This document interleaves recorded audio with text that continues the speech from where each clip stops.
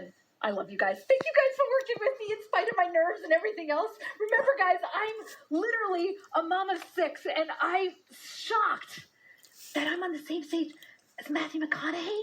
Did you guys know he's coming up next? And okay, I might be fangirling. Okay, you've got your dot. You've got your dot that you're going to connect with. How do we connect with that dot?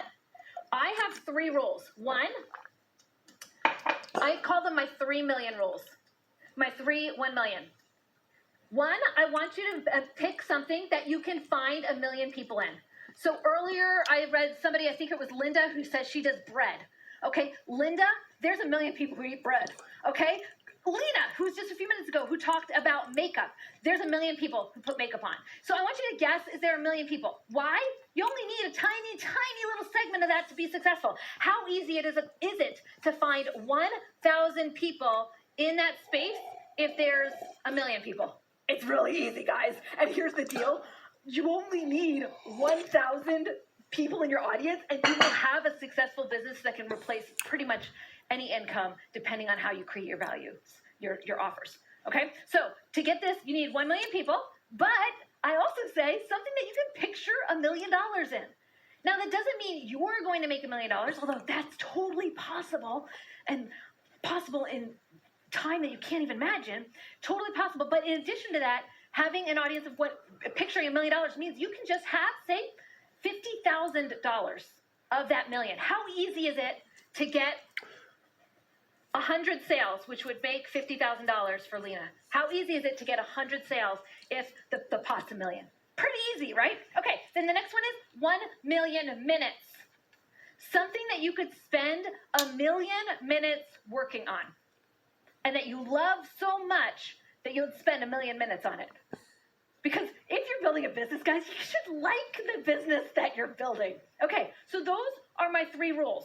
Once we have those rules, the next thing that we want to do, sorry guys, I'm trying to figure it out. I tried to have it ahead of time. Okay, the next thing we want to do is find our perfect person. And once we find our perfect person, we are going to ask them to find the other perfect people for us. Our perfect person knows at least 3 to 4 other perfect people. So right now, you know who your perfect person is. And if you don't know who they are, everyone else does.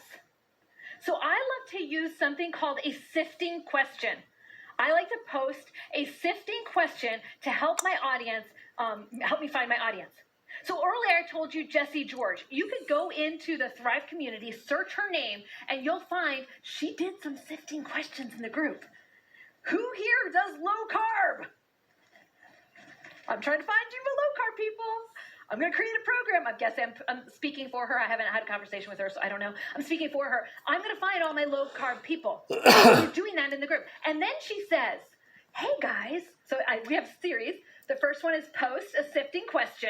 You'll post a question to get them to respond, your perfect people to respond. The whole purpose of that is not to get engagement. It's not to sell your stuff. It's just to find who your perfect person is. You're trying to find this person right here. You're trying to find this person. Who is this person? You don't know yet.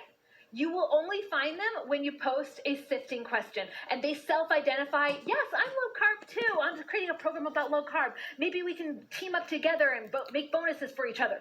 Okay, so you're going to post a sifting question.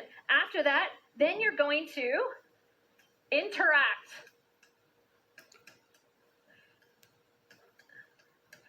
Okay, guys, this is a fun one. How many of us post a question on a Facebook group, and then we think we need to interact to every single piece of content, every single person that responds? Because if we don't do that, we're being rude.